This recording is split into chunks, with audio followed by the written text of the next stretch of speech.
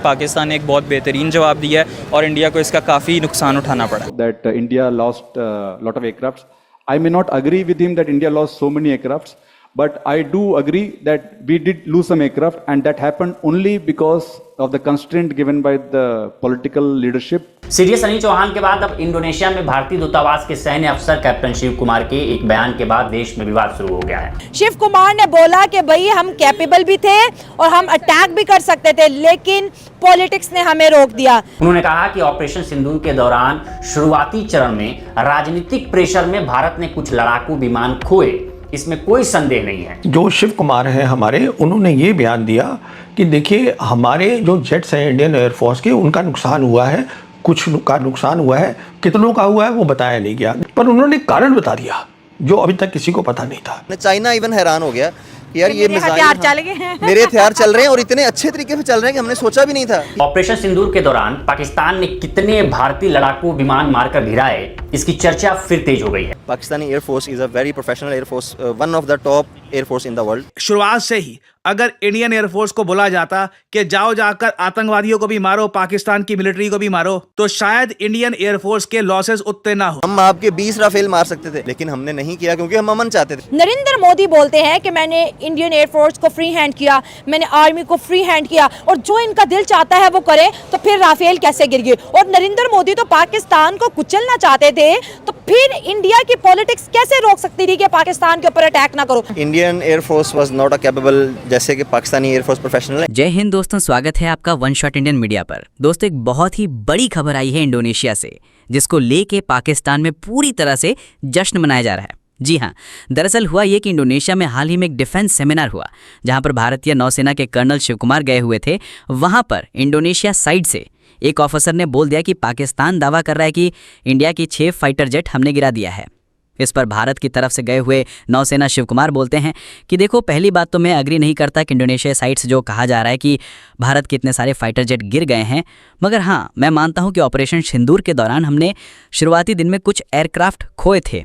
शिव कुमार का ये स्टेटमेंट पूरी दुनिया में, खासकर पाकिस्तान में पूरी तरह से वायरल हो जाता है। शिव कुमार साहब ने इंडोनेशिया में ये कहा कि देखिए, पहले दिन में हमें ये कहा गया था कि आपको सिर्फ पाकिस्तान के जो आतंकवादी कैंप है उनका टारगेट करना है, जो हमने किया भी था। भारतीय एयरफोर्स को सरकार की तरफ से आदेश था कि आप पाकिस्तान के एयर डिफेंस या फिर इनकी मिलिट्री को अटैक नहीं करेंगे, सिर्फ आतंकवादी जो हैं उनको मारना है। लेकिन वहीं पर दूसरी तरफ पाकिस्तान के मिलिट्री को पूरी तरह से छूट थी कि आप जिसको मन चाहे मार सकते हैं। शायद इसी वजह से शुरुआत में वो हमारे फाइटर जेट को शूट डाउन कर पाया। एक तरफ इंडोनेशिया में भारतीय नौसेना शिव कुमार बताते हैं कि हमें सरकार की तरफ से पूरी छूट नहीं दी गई थी, जिसकी वजह से हमारी कुछ fighter jet Pakistani shoot down कर दिया। लेकिन वहीं पर दूसरी तरफ पाकिस्तान मीडिया में अलग ही चर्चा चल रही है। वो बता रहे हैं कि नहीं, भारत सरकार की तरफ से इंडियन एयरफोर्स को पूरी तरफ से छूट दी गई थी पाकिस्तान पर अटैक करने के लिए, लेकिन हमारे एयरफोर्स इतने टैलेंटेड और ताकतवर थे कि वो इंडियन एयरफोर्स और फाइटर जेट को धूल चटा दिया। हिंदुस्तान के नेवी के अधिकारी हैं इंडोनेशिया में, उनका नाम है कैप्टन शिव कुमार। तो उन्होंने एक सेमिनार वहाँ इंडोनेशिया में हुआ, उसमें चर्चा हो रही थी ऑपरेशन सिंदूर की।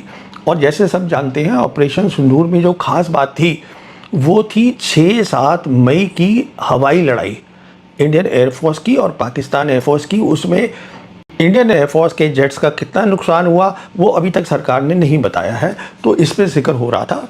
तो उसमें संदर्भ में जो शिव कुमार हैं हमारे, उन्होंने ये बयान दिया कि देखिए हमारे जो जेट्स हैं इंडियन एयरफोर्स के, उनका नुकसान हुआ है, कुछ का नुकसान हुआ है, कितनों का हुआ है वो बताया नहीं गया। देखिए, अगर 1 या 2 होते तो सरकार ही बता देती, तो वो बताया नहीं गया है, पर उन्होंने कारण बता दिया जो अभी तक किसी को पता नहीं था। उन्होंने कहा कि ये इसलिए हुआ है क्योंकि सरकारी हिदायत थी, पॉलिटिकल कंस्ट्रेंट था। हिदायत क्या थी कि इंडियन एयरफोर्स जो है वो मिलिट्री के किसी इंफ्रास्ट्रक्चर को नहीं दागेगी, और इंडियन एयरफोर्स जो है पाकिस्तान का जो एयर डिफेंस है उस पर दागेगी नहीं। देखिए, मैं बताना चाहता हूँ कि जब भी एयरफोर्स लड़ाई करती है उसका सबसे पहला निशाना दुश्मन का एयर डिफेंस होता है, क्योंकि सबसे इमीडिएट खतरा एयर डिफेंस से होता है। उस ऑपरेशन को हम बोलते हैं सीड, जो होता है suppression of enemy air defence. तो अगर आप उसको नहीं दाग रहे हैं और आप सिर्फ टेरर इंफ्रास्ट्रक्चर और टेरर कैंप पे कर रहे हैं तो आपका नुकसान होगा।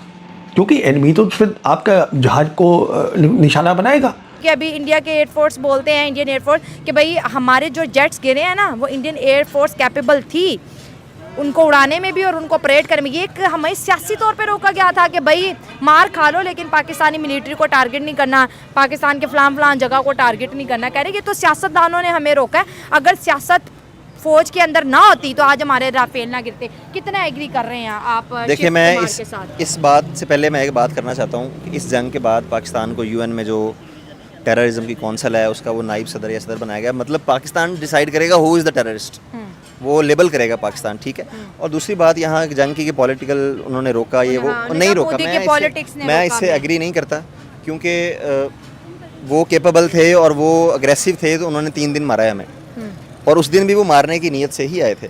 लेकिन आगे से उनको जो चीज़ थप्पड़ पड़ा है, चपेट पड़ी है आगे से, वो दैट वाज रियली अनएक्सपेक्टेड। मतलब इंडिया की एयरफोर्स को किसी सियासतदान या सियासी जुमात ने नहीं रोका। आप इस स्टेटमेंट से डिसएग्री कर रहे हैं? मैं बिल्कुल डिसएग्री करता हूँ, ठीक है। तो फिर मोदी चाह रहा था कि जंग हो, कंट्रोवर्सी बने, मैं बिहार इलेक्शन जीतूं और मैं पाकिस्तान मुखालिफ बयानियों को लेके एक डिक्टेटरशिप उसने इतने सालों से अपनी कायम कर लिया कि मेरी गिरफ्त मजबूत रहे इंडिया के ऊपर, ठीक है। वो चाह रहा था, लेकिन मुझे ये लगता है और ओवर द ईयर्स मैंने ये देखा है, Indian air force was not a capable, जैसे कि पाकिस्तानी एयरफोर्स प्रोफेशनल है, इंडियन एयरफोर्स। तो इंडियन एयरफोर्स इस वक्त जो है नरेंद्र मोदी पे जो मुद्दा डाल रही है वो गलत डाल रही है, क्योंकि नरेंद्र मोदी ने तो बोला था कि मैंने इंडियन एयरफोर्स को फ्री हैंड दे दिया है। बिल्कुल ऐसे ही है, उनको भी फ्री हैंड था और हमारी एयरफोर्स के भी फ्री हैंड था। हमारे जो आसिम मुनीर साहब हैं और बाकी मिलिट्री इस्टेब्लिशमेंट हैं और जो चीफ ऑफ जनरल स्टाफ हैं, ये सारे लोगों ने बैठ के डिसाइड किया था कि हम ऐसा रिस्पांस देंगे और प्रोफेशनल तरीके से देंगे, टाइम डिसाइड करके देंगे, ताकि इंडिया जो है वो हमेशा के लिए इस रिस्पांस को याद रखे कि हम एक कैपेबल हैं, हम एक एटमी ताकत हैं, हम ताकत को तवाज़न को देखने हैं, लेकिन हम अमन पसंद लोग हैं, हम जंग नहीं चाहते। हम आपके 20 राफेल मार सकते थे, हम आपकी पूरी जो एयरफोर्स की फ्लीट है, पठानकोट और जो दूसरा जलंधर और इस तरह के जो उनका जो शहर है चंडीगढ़, इस तरह की जो उनकी बेसिस हैं, हम उनको अटैक कर सकते थे, लेकिन हमने नहीं किया क्योंकि हम अमन चाहते थे। हम उनके 20 राफेल मार सकते थे, ठीक है, हम उनके सारे तैयारे मार सकते थे, हम उनकी एयर बेसिस को कंट्रोल कर सकते थे और प्रेसिजन के साथ S-400 को हमने मारा भी है। पाकिस्तान एयरफोर्स अब 2012 से और स्पेशली 2019 से, जब हिंदुस्तान की सरकार ने जम्मू कश्मीर से 370 हटाया था, उनकी बहुत ज़्यादा ट्रेनिंग हो रही है चीन की एयरफोर्स के साथ, और बहुत एडवांस ट्रेनिंग कर रहे हैं वो लोग। चीन का उनके पास J-10C हवाई जहाज़ था और चीन का PL-15 मिसाइल था, तो ये कॉम्बिनेशन भी बहुत अच्छा साबित हुआ उस लड़ाई के अंदर 6-7 की रात को, तो उनकी तैयारी पूरी थी। ये दूसरा कारण हो गया हमारे नुकसान का। तीसरा कारण क्या हुआ कि हमारे एयरफोर्स की ट्रेनिंग कम है। अब ये क्यों कम है, अब मैं ये समझाता हूँ। देखिए, मोदी सरकार जो है 2014 में आई थी और अक्टूबर 2014 को प्रधानमंत्री ने खुद एक कंबाइंड कमांडर्स कॉन्फ्रेंस को संबोधित किया था।